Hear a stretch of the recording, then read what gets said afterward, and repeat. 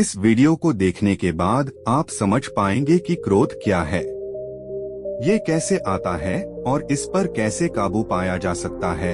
ये क्रोध हर किसी को आता है।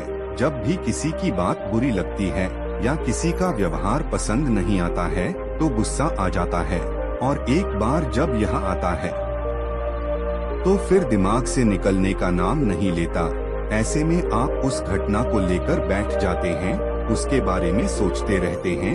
हर समय वही बात दिमाग में घूमती रहती है। आप किसी से कोई भी बात करें, वह घटना बीच में आ जाती है।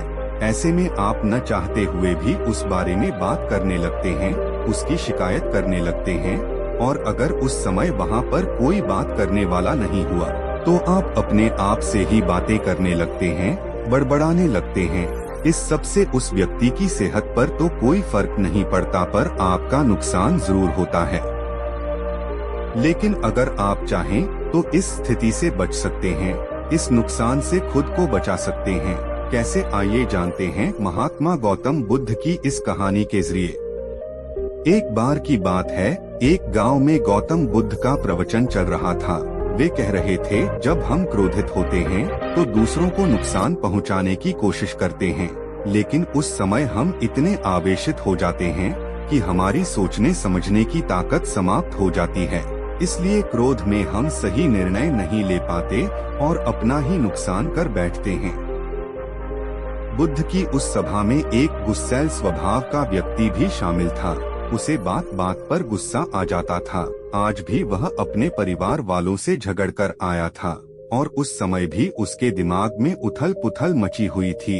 इसलिए उसे बुद्ध की बातें अच्छी नहीं लग रही थीं। उसे लग रहा था कि जैसे बुद्ध उसे डांट रहे हों, सबके सामने उसकी बेइज्जती कर रहे हों। इससे उस व्यक्ति का क्रोध भड़क गया। वह अपनी जगह से उठा और बुद्ध के पास जा पहुंचा। इससे पहले कि कोई कुछ समझता, उसने बुद्ध के मुंह पर थूक दिया। यह देखकर वहां मौजूद लोग भड़क उठे और उस व्यक्ति के बारे में बुरा भला कहने लगे। लेकिन बुद्ध अभी भी अपनी जगह पर शांत बैठे हुए थे। उन्होंने अपना चेहरा पोंछा और बोले, क्या बात है वत्स, तुम्हें कुछ कहना है? उस व्यक्ति ने बुद्ध की बात का कोई जवाब नहीं दिया। वह बिना कुछ कहे वहां से चला गया। यह देखकर एक व्यक्ति से नहीं रहा गया। उसने बुद्ध से पूछा, महात्मन, उस मूर्ख व्यक्ति ने आपका अपमान किया और आपने उसे कुछ नहीं कहा। उसकी बात सुनकर बुद्ध धीरे से मुस्कुराए और फिर बोले, तुमने शायद उस व्यक्ति का चेहरा नहीं देखा। वह बहुत परेशान लग रहा था। मुझे लगता है कि वह किसी चिंता में घिरा हुआ था। इसलिए ऐसे परेशान व्यक्ति को क्या दोष देना। बुद्ध पर थूकने वाला व्यक्ति सभा से उठने के बाद अपने घर चला गया। वह दिन भर बेचैन रहा। उसे अपनी करनी पर पछतावा होता रहा। रात में भी वह सो नहीं पाया और बेचैनी में इधर उधर करवट बदलता रहा। अगले दिन वह फिर से बुद्ध की सभा में गया।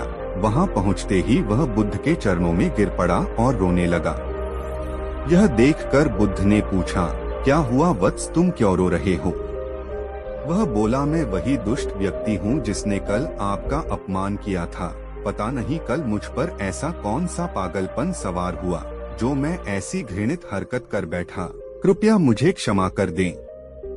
बुद्ध बोले, कल की बातें तो कल ही समाप्त हो गईं वत्स, कल के बारे में आज क्या सोचना।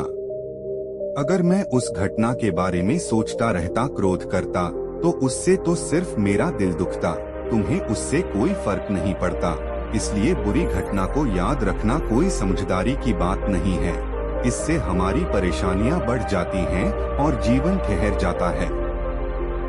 इसीलिए अप्रिय बातों और अप्रिय घटनाओं को भूलने में ही समझदारी है। जो व्यक्ति ऐसी घटनाओं को भूल जाता है वही जीवन में आगे बढ़ता है, और जो उनमें उलझा रहता है उसका जीवन चक्रव्यूह के समान हो जाता है, जिसमें से वह चाह कर भी बाहर नहीं निकल पाता है। दोस्तों, गुस्सा करना बिल्कुल ऐसा होता है कि जहर तो आप पिएं और कामना करें कि मर सामने वाला जाए। इसलिए जब भी कभी आपको गुस्सा आए तो इस बात को ध्यान में रखें कि अगर आप किसी से नाराज होते हैं और रूठकर चुपचाप बैठे जाते हैं तो आप अपना ही नुकसान करते हैं। इससे आपके समय का तो नुकसान होता ही है, आपके शरीर का भी नुकसान होता है। इसलिए अप्रिय बातों और अप्रिय घटनाओं को लेकर बैठना कोई हल नहीं है।